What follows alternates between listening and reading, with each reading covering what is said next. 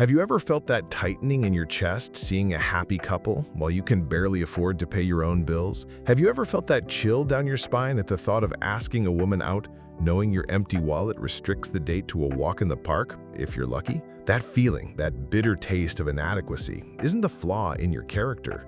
It's an alarm, a brutally honest alarm that our hypocritical society tries to mute, but that your soul screams every single day. And today I'm not here to coddle you. I am here to slam my fist on that alarm button until it's deafening. Because the truth, no matter how much it stings, is the only thing that can set you free. The truth is, a poor man does not deserve a woman. And before you take offense and close this video, understand this. This isn't about humiliating you. It's about awakening you. It's about handing you the key that can transform your frustration into the fuel to build your own empire. The greatest lie ever sold to our generation of men is that love conquers all, that having a good heart is enough. That is a fable, a fairy tale designed to keep men asleep and weak. In the real world, in the actual arena of relationships, the rules are different. The reality is that your primary need for a woman, that desperate craving that has you settling for scraps of affection, isn't love. It's an escape. You are trying to use a woman's body and attention as an anesthetic for the pain of your own mediocrity. Your life is a wasteland of purpose, your finances are a joke, and your routine is a miserable cycle of working a job you despise to pay bills that barely get covered. In this gray, bleak landscape, a woman appears as the only splash of color, your only source of a cheap dopamine hit. She becomes your life's project because you don't have one of your own. You shift the responsibility of your happiness, of giving your days meaning, onto her shoulders. You don't want a partner, you want a savior. You're not seeking a relationship, you're seeking a refuge. And by doing this, you not only sign your own sentence for failure, but also condemn her to drown right alongside you. Let's be ruthlessly honest about the nature of things, about the source code of female attraction that millennia of evolution have hardwired into her DNA. A woman, at her very core, seeks security and stability. She is biologically programmed to be drawn to a man who demonstrates capability, a man who is a pillar, not another burden. This doesn't make her a gold digger.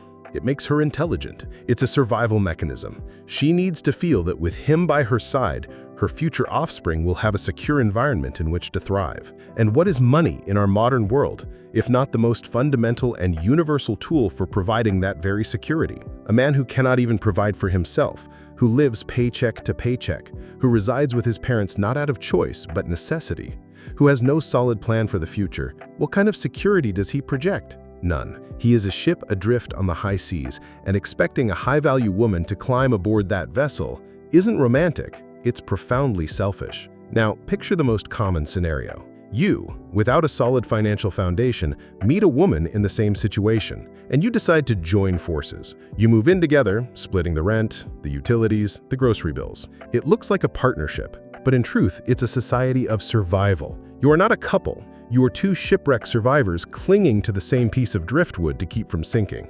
And this is precisely where respect begins to die. She goes to work every day enduring a boss who might harass her, chasing stressful targets, and battling crowded public transport. And who pays her salary? The boss. Who ensures she has the food on the table? The company. Now I ask you, who will she admire more? You who are also at home just struggling to get by and depend on her share of the rent?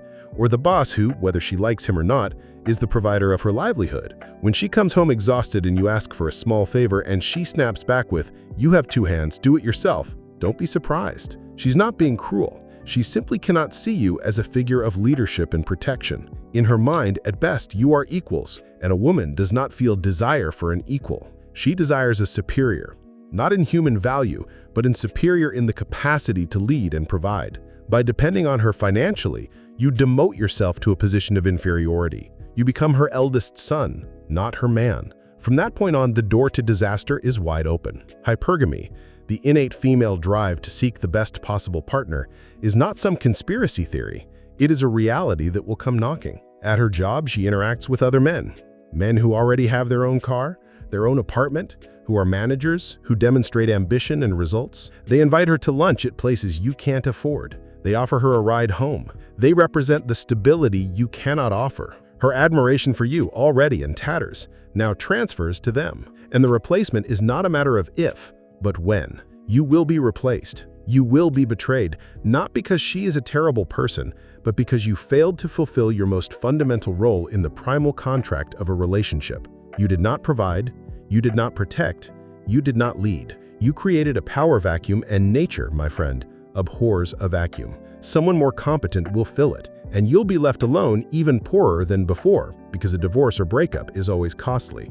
And with your self-esteem utterly destroyed, blaming her for a tragedy you yourself engineered. Even worse is the scenario where, to maintain this society of survival, she is forced to become a fierce career woman. She has to compete in the corporate world, an environment designed by and for the masculine mindset. To succeed, she must adopt masculine traits: aggression, coldness, a relentless focus on targets. Her femininity, that soft, nurturing, and welcoming energy that makes a woman so magical, begins to erode. She comes home, and she is no longer your woman. She is your business partner, your competitor. You don't talk about dreams and family. You talk about work problems and stress. Your bed is no longer a nest of love. It's the resting place for two exhausted warriors. And if by some miracle you decide to have a child, who will raise him? She, who has targets to meet and a promotion to chase? No.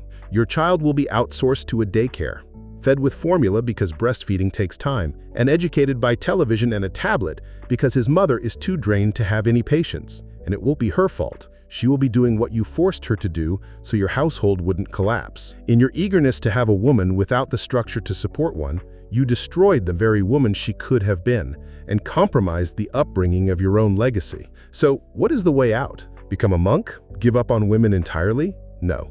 The solution is to understand the correct order of operations. The solution is to channel all that sexual frustration, all that anger at your condition, all that loneliness, not into a dating app, but into your own life. A man's mission before he finds his woman is to build his kingdom. Your body is the first fortress wall. Get in the gym, strengthen it. Your mind is the castle. Read books, learn high-income skills, develop an unbreakable mindset. Your finances are the kingdom's treasury. Work like a beast, build a business, invest, learn to make money work for you. Build your empire brick by brick, in silence, in solitude, in pain. Transform yourself into a man so competent, so disciplined, so focused on his mission that your own life becomes the most interesting thing in the world. Stop chasing butterflies. Instead, build a magnificent garden. The butterflies will come to you. A man who has built his own kingdom doesn't need a woman to be happy. He already is. A woman enters his life not as a necessity, but as an enhancement, the cherry on top of a cake he baked himself. She is not the savior, she is the queen who arrives to reign over a kingdom that is already prosperous. To this woman, he can offer the greatest gift of all, the freedom to be fully feminine. He can say, "You can stay home, nurture our home, raise our children, take care of yourself. You be the peace I return to after fighting the wars outside. I will hold the walls." This woman will respect him on a level you, in your current state, cannot even fathom. She will admire him, desire him, and be loyal to him, not out of fear, but out of a deep and genuine gratitude and recognition of his value. She will be submissive, not in the sense of a slave, but in the word's original meaning. She will be under the same mission as you, your shared mission to build a family and the lasting legacy. Therefore, the statement, "a poor man doesn't deserve a woman," is not a life sentence. It is a call to action. It is a challenge. You don't deserve a woman yet. You don't deserve one because you have not yet become the man who can truly lead, protect, and provide for one. Accept this truth. Embrace the pain of your current situation not as a blanket of self-pity, but as the fire that will forge the steel of your new identity. Forget women for a while. Become obsessed with your own progress. Build your value, build your wealth, build your kingdom. Because when you finally become the king, the right queen won't just appear, she will feel it is an honor to be a part of your world. The journey is long, and the path is solitary, but the reward is everything. The first step is gaining clarity on where you are and where you need to go. And the very next step on your journey is detailed in the video appearing on your screen right now. Click on it and continue your transformation.